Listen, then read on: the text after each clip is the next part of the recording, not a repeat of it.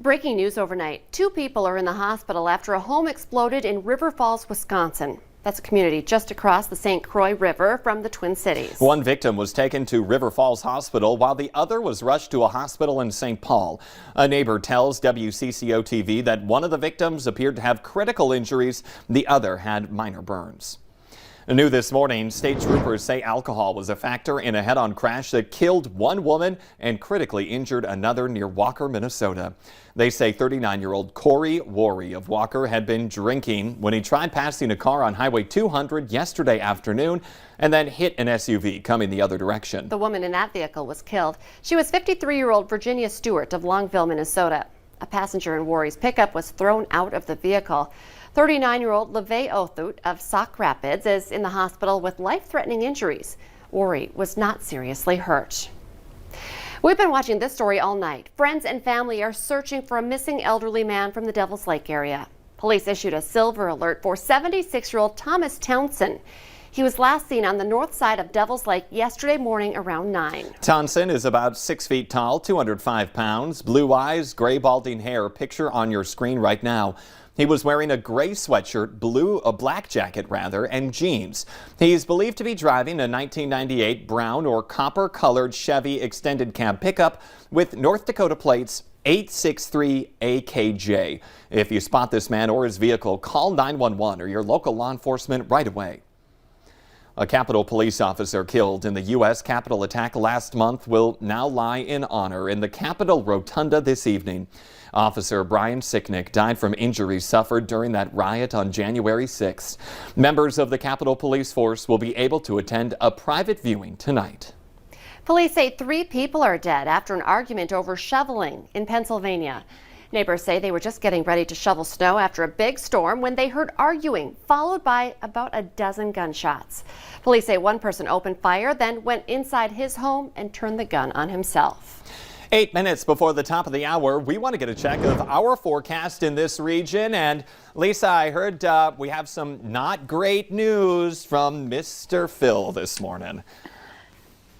That's right. He is up and he has seen his shadow, and that means 6 more weeks of winter. So winter is continuing for us. Of course, we knew that already. No matter what Phil says or does, we know in the Red River Valley we've got winter for a while here, but it's always fun to follow along, and he did see his shadow here today. So here's a look at our conditions, especially as we head into the next several days. We've certainly got some winter ahead. Some first alert weather days I want to get into quickly here. So the first round of this is Wednesday and Thursday. So tomorrow, starting late in the evening for your Wednesday, the chance for some snow or mixed precipitation, changing over to snow. That won't be a lot. We're talking 1 to 3 inches for a lot of places, a couple of narrow bands that may get up to 5, and then some places that don't see much at all in the nature of scattered snow showers. But combine that with some wind that could be over 40 miles per hour. And we've got some travel issues Thursday morning and during the day, and falling temperatures too. So that's one to watch out for. And then once that system clears, the Arctic outbreak takes over. We'll watch his temperatures sliding through the rest of the week, and this weekend, Saturday and into Sunday, even beyond. We're talking temperatures that are below 0, even your daytime highs, and wind chills that become dangerous, 50 below or so potentially as we head into the weekend to start next week. So a couple of serious winter situations to be concerned about. This morning on your Groundhog Day, it's more of the same. It's more cloud cover. It's more fog out there, even some flakes. Bedford showing some foggy conditions right now. In East Grand Forks, you can see a few flakes there. Some issues with the camera in Verona, and we've got a semi-block in our view on the tri-level in Fargo, but it's a little bit murky as well. You can see our visibility lower to the west. We've got that fog advisory in effect until noon today. Current temperatures, when you step out the door, teens to about 20 degrees. It's 20 in Fargo and Grand Forks. But keep in mind it's a little breezy, so we'll have some gusts that are making it feel more like the single digits, and some clouds and a few flakes out there as well. Here's a peek of that 7-day planner. Again, a lot of red to show you that we've got some winter weather that's going to be impacting us here for the rest of the week. At least today and most of Wednesday, it stays mild. So enjoy it while you can. Big swing of temperatures. Woof. Okay, be prepared. Thank you, Lisa. Minnesota health officials say they're getting 35,000 additional doses of the COVID vaccine, and that will give seniors some greater access. It also means the state can boost the number of locations providing the shots. One of the big concerns voiced by seniors regarding Minnesota's vaccine rollout was with only 9 community sites, many had to travel long distances to get vaccinated. There's been so much information about the vaccines, and it can be confusing. So we have a status check for you this morning. The Valley Today's Brian Sherrod, he joins us live this morning with a breakdown of what you need to know about clinics and hospitals in the FM area on that COVID vaccine. Good morning, Brian. And good morning, Jordan and Lisa. One thing I can tell you that makes it easier is Sanford, Essentia, and Fargo Cass Public Health will all be here at the old Gordon Men's building in Fargo for their new vaccination center. Now, all because they're going to all be in the same place doesn't mean you can sign up for your registration for vaccinations the same way, but that's why we made it pretty easy for you by breaking this down. Now, Sanford is currently vaccinating people 65 and older. Sign up through their My Sanford chart. Now, make sure your contact information is correct as they reach out through phone, email, or letter. Non-patients can also fill out a form on their website to sign up to be notified when a vaccine is available.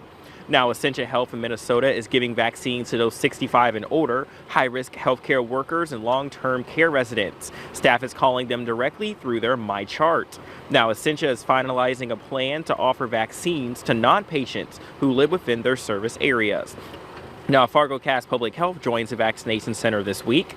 Vaccines are provided through Priority Group 1B, and those include those with underlying health conditions. Now, if the vaccine is not available through their provider, Cass County residents can sign up with their resident contact form. Now, Fargo Cass Public Health is an enrolled healthcare provider that will help you in any time of need to help you get that vaccination. Now, what I can also tell you, what they all have in common, they say do not call them directly, because if you call them about a COVID-19 question that could already be answered through their hotline, you're blocking the phones for people who really do need their services. So make sure that you let them contact you, don't contact them. Brian Sherrod reporting live. Thank you for that update. Tax increment financing is a priority topic for Fargo City Commissioners these days. They're talking about potential downtown projects that lie ahead. Also, the ones included are Mid-America Steel and the former public health buildings, and further down the road, a civic plaza in Skyway. Tax increment financing is a tool that uses expected future tax revenue for new development. But not all commissioners are on board. Tony Gehrig says it doesn't always make sense to finance redevelopment projects through tax increment financing, because he says it takes years to see the payout, and he hasn't seen people's property taxes go down as a result of past projects. 50 years, good Lord. If I'm 87 years old when I start making a profit, no thanks. That's a bad investment for the city of Fargo. When you talk about TIFs, like you said, it's a very important tool, and I think we've been fairly well disciplined with how we use the tool. This development in the downtown, this is hugely important, and it's going to set the tone for our city. Gehrig says he wants people to be held accountable for the residents' property taxes going up year after year. Minnesota House Democrats are launching a push to legalize recreational marijuana and expunge most minor cannabis convictions. Sponsors say it's crucial to narrow racial disparities in the legal system. 15 other states plus the District of Columbia have legalized recreational marijuana for adults to varying degrees, including in South Dakota. But the Minnesota plan is unlikely to get very far in the GOP-controlled Senate. Need a fresh air hit before those temps go way down below zero in the coming days? Well, you might want to try Frostival's Winter Walk by Candlelight this evening. It goes from 5 to 8 at Viking Ship Park behind the Yumcomb Center in downtown Moorhead. The trail will have hundreds of luminaries and end with a trip through the Community Light Tunnel. Afterwards, some bonfires, food, games, all of it for free. And don't forget to check out the snow sculpture competition and then vote for your favorite creation. Let's get our answer now to our question of the morning on Facebook. Here's today's question.